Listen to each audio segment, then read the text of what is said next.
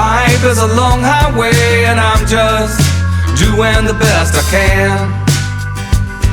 Levon, so glad to have you, my friend. Now, I have spent a lot of time with you where you were leading as the host, asking questions. So it's really my honor today and pleasure to have the tables turned a little bit where I get to ask you questions. You know, honestly, I kind of feel more relaxed on this side because, you know, you're asking the questions. I'm just only answering them. So how do you feel over there in the hot seat? Well, I tell you what, it's I thought I was asking the questions. You are asking the questions. I just answered the questions. That's right. Well, I tell you what, do you mind if I ask you a few questions? Sure, why not? I mean, I'd say in the hot seat, it feels great. I have learned a lot from you, watching you over these last several years. You've been around a lot, Levon, and one of the things that strikes me is you're extremely humble. You know, you don't really go out and tell people who you are, and you don't talk about yourself a lot. But if you're asked, you're kind of a gregarious guy, and you do have a great deal of confidence. Right. And I think, success, in my mind, a lot of that comes from confidence. So I'm going to ask you two things. First of all, how do you define success? And then second of all, where does that confidence come from? Wow. I think you define success really is when you're working in your purpose. I really feel like if you read the Bible, it's a lot about purpose and why you have to have a purpose. So I feel like when you're in your purpose and you know your purpose, then you're really going down the right trail. You're really doing what you're supposed to do, what you're made to do. It's just like this microphone is made to amplify our voices. That's what it's made for. That's its purpose. And human beings also have a purpose. A lot of times we don't try to understand our purpose, or we try not to know what our purpose is. But I think once you understand your purpose and what you're supposed to do here on earth, then you're successful. So that's success, is finding and discovering your purpose and stepping into it. Well, yeah, and then also, helping other people to do the same thing, to step in their purpose. And so, okay, well, that's fantastic. Tell me again, this is a success and leadership podcast. Sure. And so a lot of our viewers out here they are successful. A lot of them are already successful, but we can always be better. And that's one thing that I've seen you is always striving to be better and expand yourself. But talk about, if you don't mind, where that confidence came from or comes from. Well, I would have to say both my parents were pretty confident people, but I'm going to have to say my mother more so than my father. That we have, I think every Kirkland in my family, we kind of have two sides to us. One is my father's side, which is going to help you, humble, hardworking. The other side is my mother's side, who's going to walk into the place like a peacock. And that's kind of what that's what she gave us. Like, nobody's better than the Kirklands, or, you walk in proud. And a lot of times it was just seeing her walk. I used to be like, wow, her presence was something else. And my father had a great deal of presence too. So it kind of came down to just being born in that family, but also when you're doing things well. And I jumped on football real quick. And football just helped me to get a lot of confidence. Tell me your mom and dad's names. Well, they both passed away. It was Laverne and Helen Kirkland. Gotcha. So, and I remember you were telling a story about high jumping in high school. Tell me, how high did you high jump?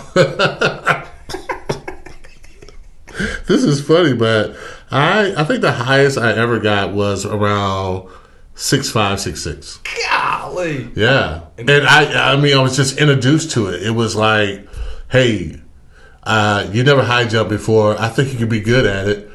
And so I had to kind of get a 6'5", 6'6". Yeah. How tall are you? I'm only like 6'2", maybe. So you could jump over your own self. I could jump over my own self, back then. But yeah, it was just something that I never did before. I tried it, and I kind of looked at other athletes do it. And I was like, okay, so it was a pattern to it. And once I got down the pattern, it was a lot of fun. It was challenging as I don't know what, but a lot of fun, man. I always, pretty much in every meet, pretty much place, whether it was second place or third place, or sometimes I get a first. So athleticism, you're an incredible athlete. Right. You and we've heard a little bit of the story about getting to Clemson. And once you got to Clemson, you were competing, and you are a competitor. Right. Tell me about that. That was one of the best defensive cores that Clemson's ever had. Mm-hmm. Who was on that team again? Oh, wow. We had guys like Chester McLaughlin, Briston Buckner, Vance Hammond. We had Rob Bodine. We had Otis Moore. But the linebackers were the highlight of the team. And so, besides myself, we had a guy named John Johnson who went in the second round, probably ran a 4.4 in the 40. We had Wayne Simmons, who was behind me. And Wayne Simmons ended up being a first-round pick. Wow. And then we had Ashley Shepard. And then on the inside, we had Ed McDaniel, who played in the league for about 8 years. And then we had another guy named Doug Brewster, who, if Doug would have came out now, he would have been a very high pick. We had Dexter Davis, who went to the NFL as well. Yep. Jerome Henderson, who went in the NFL as well. Robert O'Neill, who was in the NFL for a little bit. And we had a guy named Arlington Nunn. Wow. So we were just really loaded to stack, yeah. And so the competition was fierce. And talk a little bit about that competition. So you came in from Lamar, South Carolina. I heard you, and I always steal this from you. You said, look, my hometown was so small, you start running the 40 in Lamar, and you're out of town when you get to But you come from a very small town, obviously a very confident family, but you get to Clemson, you're amongst some of the greats. I mean, how do you gain the belief? You found belief in yourself. Talk about that. Yeah, when I got there, I kind of understood what my situation was going to be. I knew that I may not play right away, which was fine for me because I knew I was from a smaller school. I may have to develop. But the thing that kind of turned things around for me is, I knew I was a hard worker. So I knew I was going to put in the work. And I started lifting weights, and one day a guy came in, Coach Farrell, Barney. We just call him Barney. And he just said, you know what? You keep working like this, kid, you're going to be one of the best linebackers ever played here. And I'm working by myself. There's really nobody in the weight room. He comes up and tells me this. And I basically said, okay. So you believed him? I believed him right away. I believed him. There was no hesitation. I was like, okay. Did that feed you? It feeds that positive wolf. We always talk about the positive wolf. We always talk about the negative wolf. And which wolf is going to win is the one you feed. So I was like, yeah, okay, I can be that guy. So you're one of the first people in your family. You're the first generation to go to college. Yeah. You go to Clemson. Right. Had an incredible career. MVP of, was it the Gator Bowl? The Gator Bowl, yes. And get drafted by the Pittsburgh Steelers. You were a high draft pick to the Steelers. And you go to the Steelers and you took over a leadership role at the Steelers. Tell us about that. Well, my second year, again, you come to an incredible. I'm going to an incredible organization, and the one thing you realize when you get there is, man, all these guys are good. There's nobody that's a bad player on this level. You're like, geez whiz, boy, I'm gonna have to really earn my spot. So you realize, although you got drafted high, you still have to earn your respect, and the respect comes from the players. If you don't get their respect, they don't want to mess with you. Forget about it. Yeah, they just won't speak to you or whatever. So back then, you had to earn the respect of the players that you're playing with. So my second year, I have a good first preseason game. Then the second game I started. And I was like, okay, well, I might have a chance. We come back in for a meeting, and Coach Carr calls us up and said, hey, I just want to let you guys know that we let David Little go. David Little's been with the Steelers for 12 years. Wow. And he was the linebacker that I was competing with. Once he said that, all heads turned to me. And I was like, holy cow. And they didn't tell me that I had the job. Okay. I guess they just decided overnight that, okay, well, we've seen enough. He's going to be our guy. And so, the reporters, they bombarded me, man. And I just remember the first practice, with the first team. And guys, I'm in the huddle with Greg Lloyd, Kevin Green, Carnell Lake, Rod Woodson. Wow. And it's kind of intimidating at first. Yeah. But you're put in front, and you're automatically the leader. So after that practice, Bill Cowher comes up to me. He says, "You're going to have to take over the huddle." And I knew what he meant, but I was just like, "Well, you're going to give me some tips?" So, no leadership tips here? He didn't tell me how to do it. He just said, "You got to take over." And I kind of thought about it for a couple of days, and I was like, "Well, what would what would a good inside linebacker be? What kind of leader would he be?" And I just started looking at some guys like Singletary, Sam Mills, those kind of guys, and what I saw was they kind of took over. They were kind of authoritative. It's like it was a belief within themselves. And I basically say, well, fake like you're them until you grow. And you know what happened? I just grew into it. After a while, me and one of my teammates, we had a little bit of a argument, and his name was Greg Lloyd, and we had this little argument while we were playing. And after that, he respected me because he was the alpha dog. Yep. And once he respected me, my confidence came up and like, okay, I can do this. And I really took a lot of pride. You got into it with Greg Lloyd. I got into it with him. We almost had we had an argument on the field. Wow. We went back and forth. And it's like, I'm not talking about it's timeout or anything like that or halftime. The Cincinnati Bengals are coming to the line of scrimmage and we're having this conversation between the both of us, and I was just at a point where, okay, I'm not going to let anybody talk to me any kind of way. Yeah, I don't care how many Pro Bowls are in. I don't care who they are. They're not going to talk to me in that way. And I talked back to him, and he was an intimidating guy. Yeah, he was a 3rd-degree black belt. He just looked apart. Was ripped up, man, had this demeanor, he had a bald head, just everything that you can really picture a villain being. He was my villain at the time.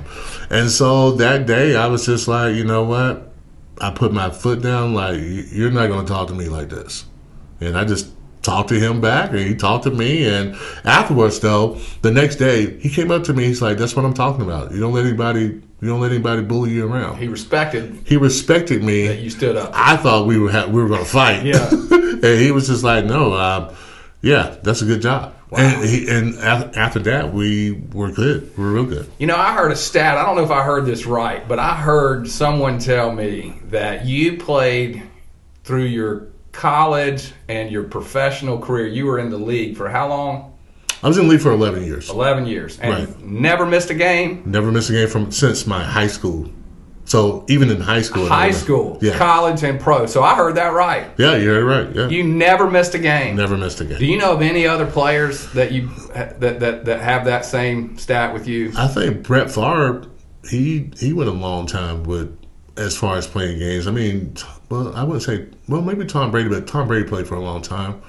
Not a lot of guys. Not a lot of guys. No, not at all. Well, you were the 1996 and 97. You went to the Pro Bowl in 96 and 97, and were the MVP in 97. Right. The 98, 99 for Pittsburgh, I was the MVP, but 97, I was a linebacker of the year. Linebacker of the year. Right. Okay, so unbelievable career, unbelievable success. I love the highlight where I can't remember the announcer, but he's talking about you running like a gazelle, and you're like 30 yards back in the back intercepting a pass. Legend in Pittsburgh, Myron Cope. Okay. And he was like, "That monster linebacker runs like a gazelle." Exactly. Yeah. Unbelievable. So, but let's talk about that. How did you get to the Pro Bowl? What would you say, this is how I got there? This is, the year before we went to the Super Bowl, and we were 3-4 when we started off, the year we went to the Super Bowl.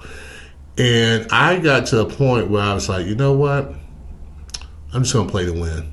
I don't care about stats. I didn't care about how many tackles. I'm just going to play to win. And what started happening was I started getting better and better. I already had 2 great years the years before. But that year, I struggled a little bit. But after 3 and 4, I'm just like, you know what? I'm just going to play to win. So I started doing that. We got to the Super Bowl, and I had a guy named Matt Millen, and a lot of people may know Matt Millen. He was a GM at Detroit, he was a player that won 5 Super Bowls with the Raiders and the 49ers. So I think he won it with, I want to say the Redskins maybe, but he won 5 Super Bowls. But he's a reporter at the time. And he just really liked me. I guess maybe because I remind him of him. And he just said, he got a guy to come talk to me, a guy named Alvoy Mays, who was a reserve DB. He wasn't going to be playing that game. He's like, hey, Kirk, Matt Millen told me to tell you something. I'm like, okay, what? I was like, yeah, sure, Matt Millen, of course. He's like, you're seeing the right things, but you're not believing. He said, you got to trust what you see. Trust your eyes, which I kind of tell you guys sometimes we got to trust our eyes. Yep. And it was my aha moment. I was like, okay, yeah, I'm going to trust my eyes. And in that game, the first play, I went the wrong I went the wrong way. But I was like, okay, shake that off. You're good. And so I ended up having a really great game, had like 10 tackles, had a sack. And so the next year, well, after that game, Greg Lloyd invited me and some of the other players to come to the Pro Bowl. Okay. And I'm kind of a guy that believes in certain things. I believe, like, I didn't really want to go to the Pro Bowl. Okay. Because I did Hawaii? Yeah. Okay. Because I didn't make the Pro Bowl. Okay. But I was glad I went because I saw all those players. And so I was out, on my balcony in beautiful Hawaii, and I just told myself, next year you come in here as a player. So you got there, Yeah. found the belief in yourself. Right. And I saw those players, and I was like, and I didn't feel comfortable hanging around them or anything, so I didn't really. So I kind of kept to myself that whole time. But one day I just came out like, I'm going to be, next year I'm coming here as a player. And this is what I know. Once you make a decision, once your mind makes a decision, it's going to happen. And so that year, I start thinking like, okay, what would a Pro Bowl player do? And I started saying, okay, instead of working out once, I need to work out like twice a day. And so I started acting like what would a Pro Bowl player be? And I started acting like a Pro Bowl player, doing that whole offseason. Had a great offseason, man. Went to camp, probably had the best camp I had, just really elevated my game. And then when Greg Lloyd got hurt, because I was only playing like first and second down, and then when Greg Lloyd got hurt, I was his backup in the third down situation. And I started getting like interceptions, making plays, and they were just like, dude, this dude actually, for his size, he can do it all. Yeah. And that's when I got to the Pro Bowl. So that was 1996. Yeah, that's the first time I went to the Pro Bowl. But I think what I did the year before kind of put myself in the radar a little bit. But I think just the way I played that year helped me to advance to the Pro Bowl. So we talked about success, finding your purpose, stepping into that, and it seems to me that your purpose has changed over the years.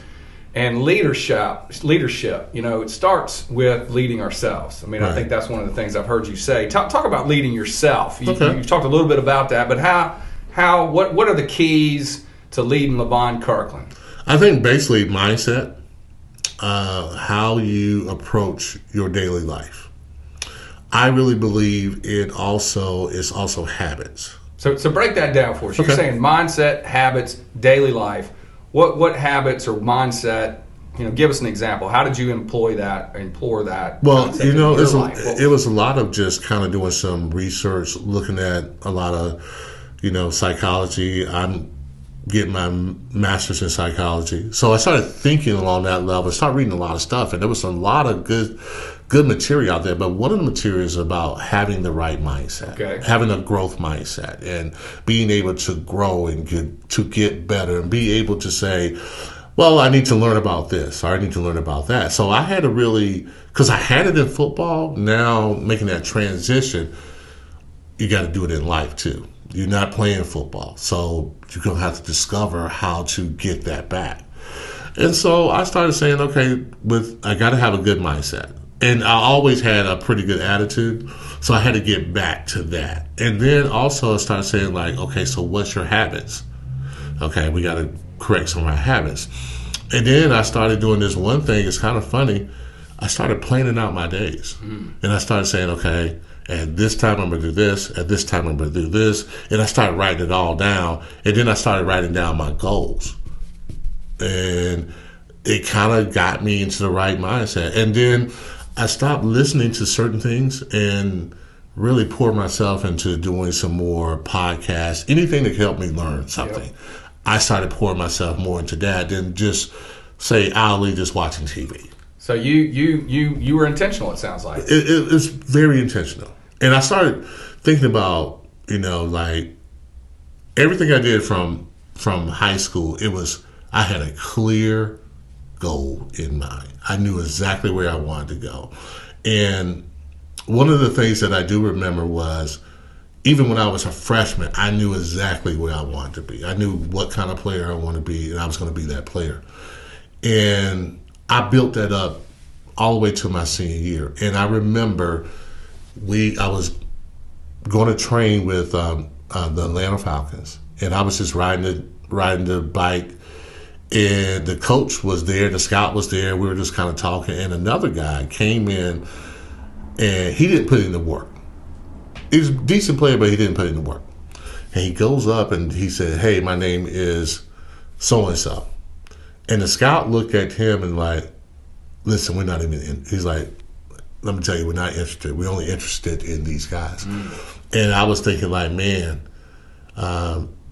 you have to plan your life and you have to know where you're going. I knew where I wanted to be, so I was able to capitalize on the tryouts and all that. They were looking for me because I was the player they wanted, and the other guy just wasn't. And I started thinking about that. I was like, yeah, you got to do that for the rest of your life. You got to be able to know where you're going. Make sure it's clear. Make sure you're creative, and make decisive decisions. So once I got back into that mindset, it's like, and I think that's a part of success, knowing where you're going.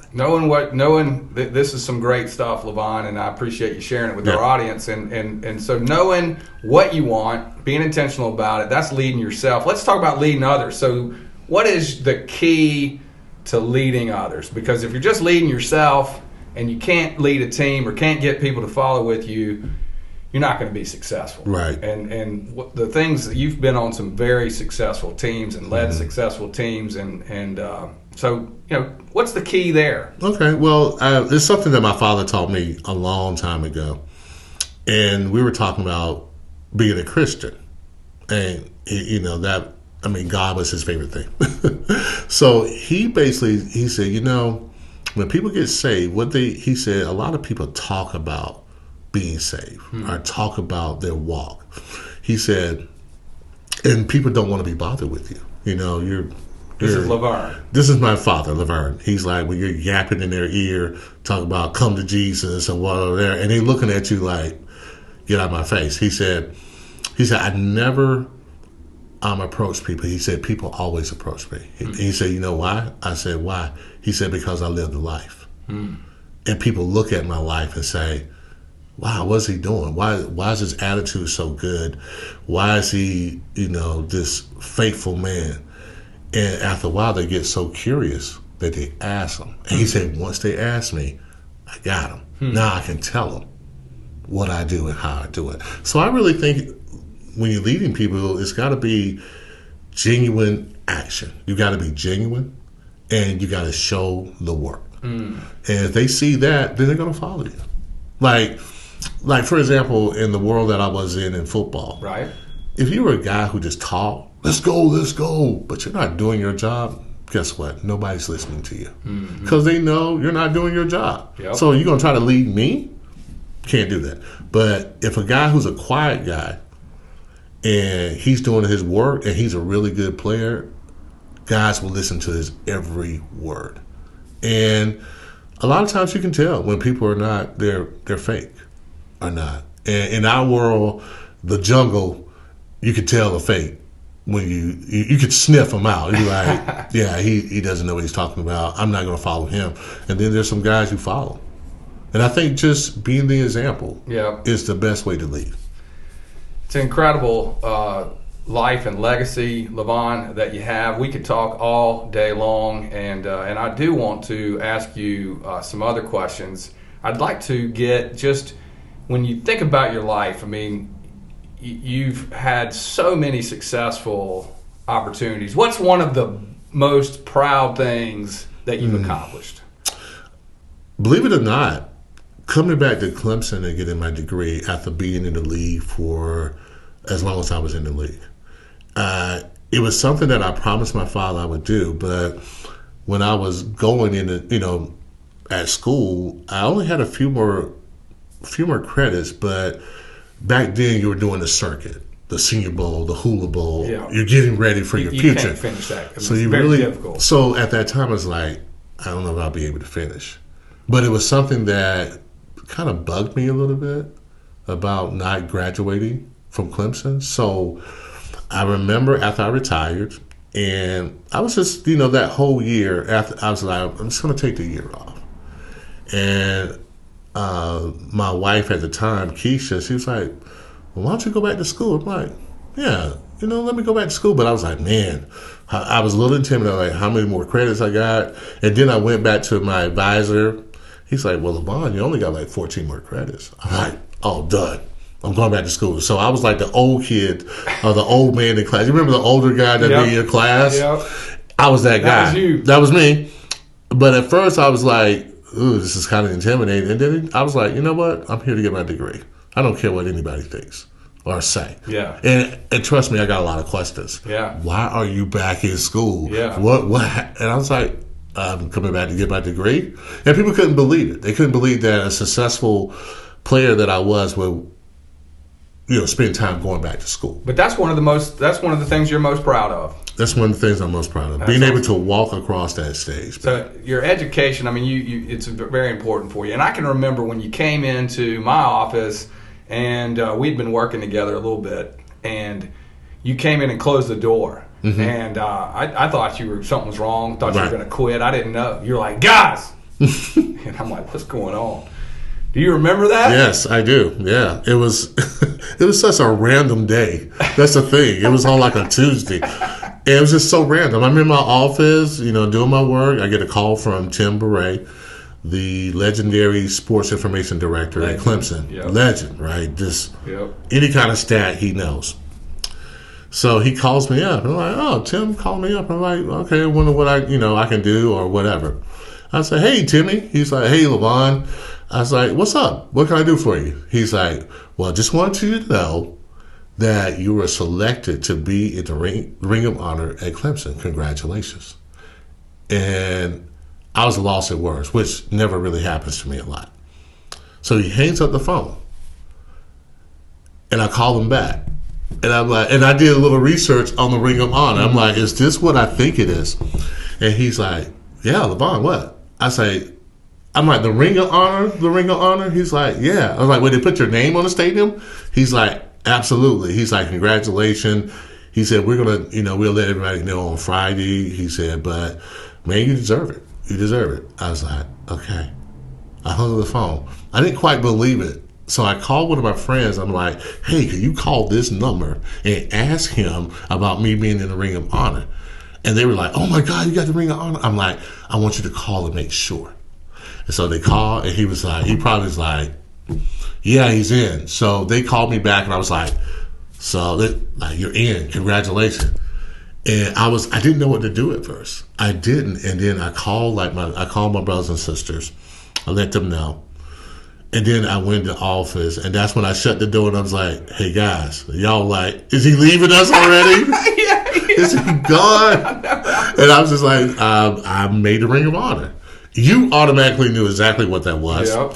And you guys congratulated me. And we had a podcast that day, and that's what we talked about. It was unbelievable. Yeah, it was great. Now, I can remember being at the Clemson Stadium. Mm-hmm. Me and Paul Kennemore and my family all sort of bum rushed in down on the field. Yeah, how y'all get on the field? That's what I was like, what is David doing? Hey, you got some connections. Man, it's going to be in the Ring of Honor. And we were standing out there taking pictures of you. Right. And they released the drape and released your name. What was that? I was looking at you. What was that feeling like? And I can tell you this. You were like, oh, yeah, I'm not going to cry because I don't cry. You didn't cry. I don't think you cried. I thought I might have seen a tear welling up, but you maintained it. Tell us about that. What was that emotion? I pushed that tear up. Nah, you know what it was? It was amazing because I knew where I came from and how it started. And I just remember when I first got to Clemson, no fanfare. Nobody really knew who I was. Even the guys on the team didn't know who I was. I mean, at least a lot of times you know a guy from another. Skinny, high jumping. Yeah. Right. So I was probably like fifth string. They probably just, I was that career that happened that nobody saw coming. The only person that really saw it coming was me. But I never really thought about being in the Ring of Honor. I really didn't. And when it happened, it was like, wow. And I thought about, it was a lot of emotions. I thought about my parents. And you're right. I mean, I did kind of tear up a little bit. You didn't see the tears coming out, but I was like, wow. Yeah. It was amazing. I thought about my mom and dad. I thought about my former wife. I thought about my brother, who was a really good football player. And that name was going to be on there. And that was the coolest thing, that the Kirkland name was going to be there. And that was history. That's going to be for life. So that was my thoughts. It was amazing. Now you've had your name. It was on one side of the stadium. Now it's on the other side of the stadium. So you got both your name on both sides of the stadium. It's unbelievable. And again, we could talk all day, but I want to keep this thing tight, under 30. So let me just ask you this last question, Levon. Okay. Maybe a couple more, but you're working for the South Carolina Football Hall of Fame through Wyatt Sports. We've been working together, and you're the one that came up with this concept of South Carolina's 43rd in the country in college and career readiness. And you were like, Wyatt, I ain't never been satisfied. I don't think you used the word ain't, but you said, I've never been satisfied with being in the bottom 10 in anything. I want to be in the top 10 in college and career readiness. So, I mean, what is it about this goal? I mean, why are you on it? It's a huge goal. It's a big goal. It is a big goal. And throughout my life, I've always wanted to accomplish big things. Not so much for me, but for other people. When I went to college, I really wanted other guys from Lamar to go to college. And then when I went to the pros, I was hoping that, I wasn't going to be the only one. And like I probably told you before, and I'm telling people this for probably the first time, I'm just not a bench player. I got to start. And I mean, it's fine. It just wasn't for me, right? And so when I heard the 43rd, I'm like, I hope I'm not the only one who feels this way, that South Carolina's 43rd in college and career readiness, that didn't really set right for me. And so when I went to this, we were looking for the problem. Right. We were searching for the problem. I'm like, that's our problem right there. That's the problem that we need to solve. Yep. And I went to you. I was like, Dave, you know that we're 43rd? And I'm like, I don't know about you, but I don't want to be 43rd in anything. Right.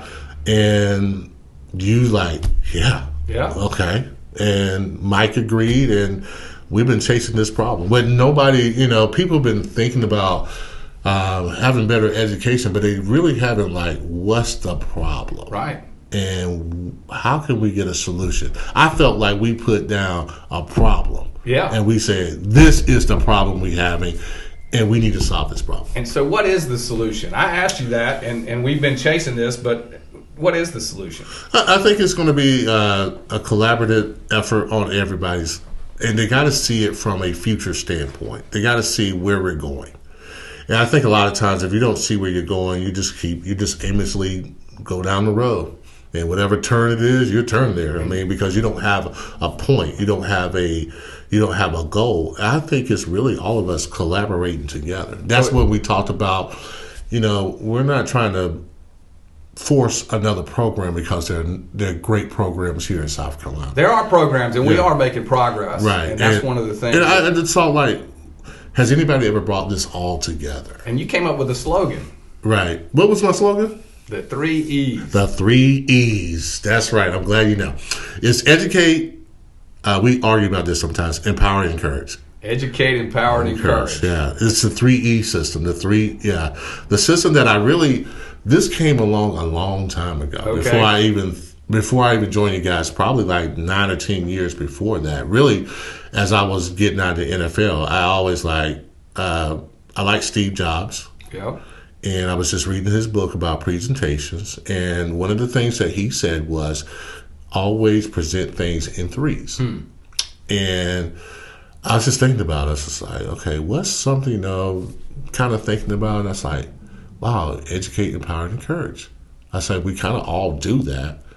I was like, man, that's my slogan. And so one day we were talking. I said, how are we going to do that? And you just came up with it I had it in my back pocket, David. I had it in my back pocket. And I was like, educate, empower, and encourage. You said we're going to educate, empower, and encourage ourselves first. We're going to figure out what this problem is, and then we're going to do that for everybody that we meet. Exactly. And it has resonated a lot when we go talk to educators about educate, empower, and encourage, because they realize that's what they've been doing. Well, the educators, that's one of the things that we've, I think, discovered together. Right. And of course, being on your coattails, we can get in a lot of doors, and we've talked to the leaders here in South Carolina. And as it turns out, everybody's trying to, work on this problem. Right. And it's so easy to say, well, if everybody just worked together. Right.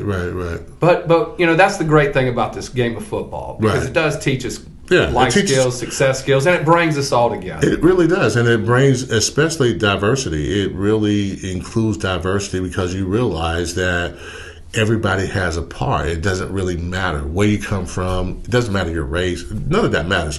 When you're trying to accomplish a bottom line goal, you just want all the help you can possibly get. And so that's how we look at it. Like, everybody educates, everybody empowers, everybody's encouraging. Let's do that. That's what we do. And so you just have to remind people. People want to be led. Team South Carolina. So y'all join us for this. And let me just, I got to hear your podcast. You've got a new podcast out. It's going great. Right. Lots of fans. People are watching that thing. I watched it. It was incredible. Tell us a little bit about how we can get more Levon Kirkland. How can we get into that podcast? Well, you just go to, I got a YouTube channel. What's the name of it? It's Beyond the Blitz with Levon Kirkland. Beyond the Blitz. Beyond the Blitz. And you can go on all the social media stuff and get it. If you go on my social media site, you'll see it on my Facebook, my LinkedIn, also my Twitter, also Instagram.